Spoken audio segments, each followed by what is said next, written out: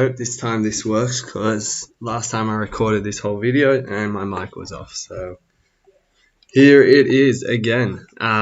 So daily time frame, what are we looking at? Just seeing where price is drawing towards. So we have this liquidity here. We have this fair value gap here as well, which can draw price higher. We can see price respected this, broke structure here, went into a fair value gap, respected it, and went higher. So now on the 4 hour, we have this range, so from here to here, and I am looking for buys in the discount of this range. So if we can mark it out like this actually, so range high 50% and range low, so you know exactly where you are in this range. So we've got this 4 hour fair value gap. Mark out the kill zone quickly, and we have in this 4 hour fair value gap this low that hasn't broken a high, and we also have a 1 hour fair value gap here, and a small one, but a 1 hour fair value gap here. So these areas are in discount as well, so we're looking for that to push price higher. So just before the kill zone, what we have is price taking out this low and respecting this fair value gap. So what we're seeing again is accumulation, manipulation, and now I'm expecting distribution, because everything is leading up to that. We've got discount prices, we've got bullish structure, we've got draw of liquidity higher. So that is what I'll be looking for. So on a 15-minute time frame, have a look at it as well. See, we took out this low and there's nothing really else here that's too interesting. So 5-minute time frame, not too much to see here in terms of how I would enter.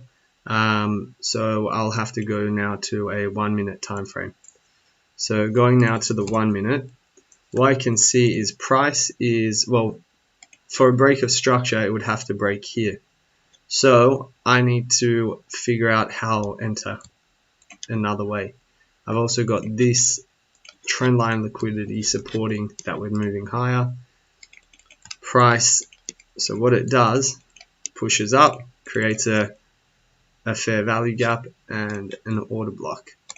So we have this being respected, and then we have price pushing up again, creating a shift in market structure when it breaks this high. Now I can look for an entry off here, off the fair value gap, and then stop loss under this low to be safe, or if you want to be really safe, under this low, but for me it's good there. And then safe target would be here, or the Asian high where this consolidation is. Now we know that we're bullish, so we can even hold this to the range high. It all just depends on your risk management or trade management rules. So we have a number of entries. I'm not going to draw them all out, but we can see can enter again off a fair value gap or this order block. This one, price didn't get to 50% of this range, so I would enter in this FVG, but it didn't. Then this one here was the trade I took yesterday and posted in my Telegram channel. 50% of this range, of this fair value gap, sorry, stop loss underneath this low, and then I closed my trade here. So just so you guys can understand the psychology as well behind it, my break even area was once price broke here. So after I entered the trade, I set 2 alerts. Alert 1 was at my stop loss, alert 2 was at my break even area, and I closed my chart. I didn't look at it. Now see how much mental and just like how tiring this would have been. I would have, if I'm watching this, I would have doubted myself, doubted my trade, wanted to close it. Maybe I did close it. Maybe once it went into broke this high after consolidating, I'd push my stop to break even. Now I get tapped out, break even. So there was a lot of different things that I avoid just by closing a chart and setting my alerts. So once I broke this high, I went to break even, And once I saw that, all I do, and I set my alert here to break even, and I still got my take profit. I don't look at the chart because I don't have any reason to. I'm in my trade, and my take profit area is here. Price came down, came very close. So if I'm watching this, I would have a feeling of wanting to close my trade because I could have a bit of profit. But instead, I would have really missed out on the whole move that hit my take profit. So that is very important. Let your trades run, trust your analysis. So you could have had also another entry here, by the way. And if you weren't too confident there, can enter off this fair value gap.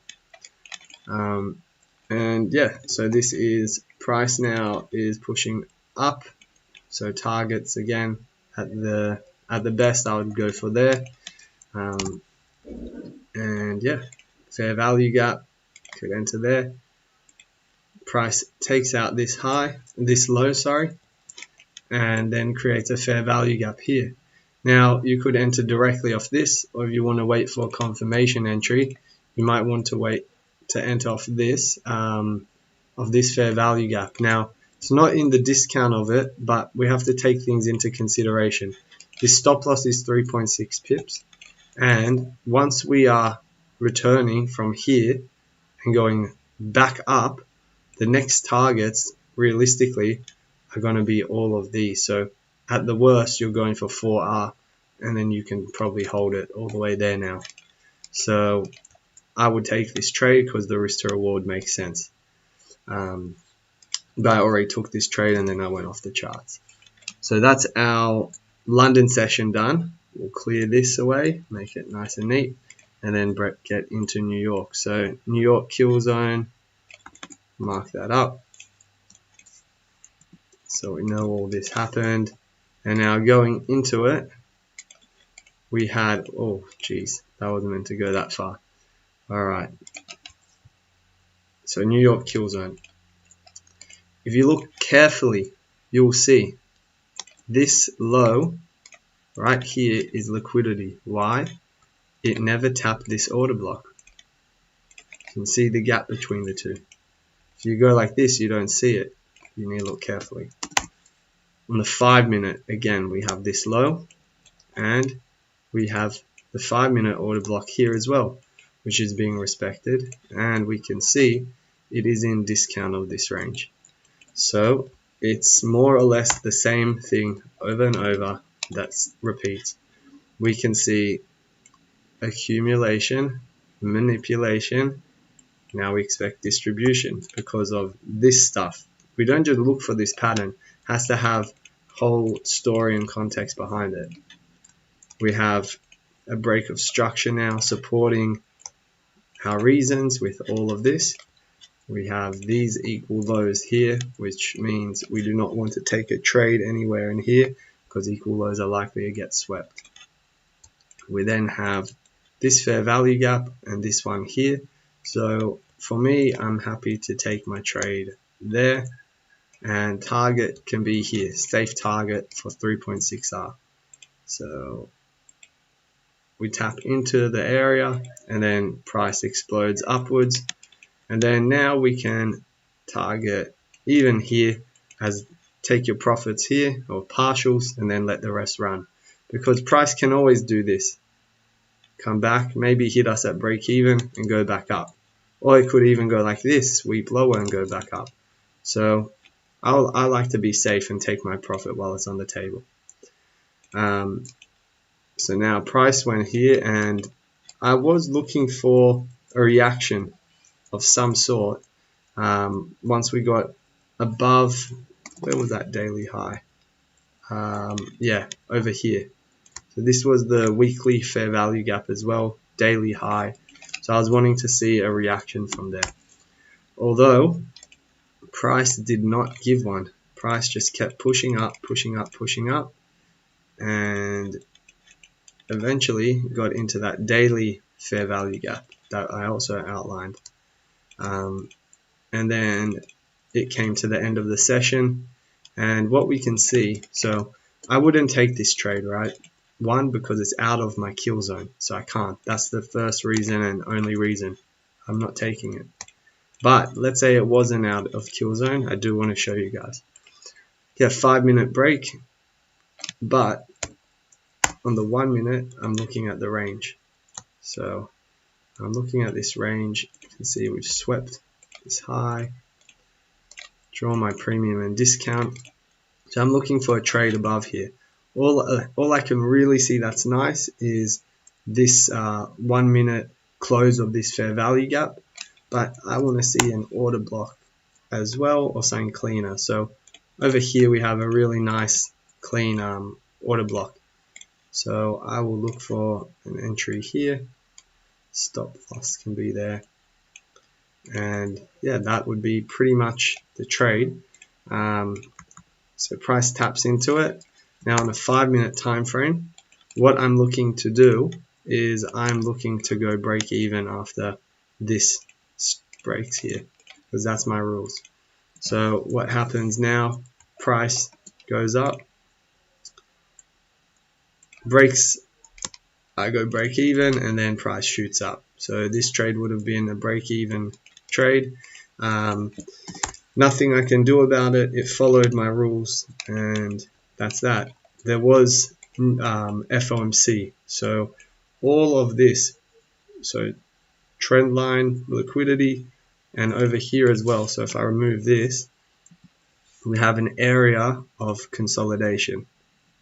So if we look at the low of this consolidation area, which is here, let's say orders will be resting on either side of this consolidation. We only went up and took out these orders, meaning there's this left there. So when FOMC comes, it's likely that it sweeps it all. So what we see later on is FOMC was responsible for this move, and then we take out the low. So yeah, London was very nice yesterday. New York had this one buy, and then if you were able to get continuation trades, that's well and good. Once it met my drawn liquidity, I want to wait, as I'm not sure what's going to happen. So hope you found that useful, and see you guys for the next episode.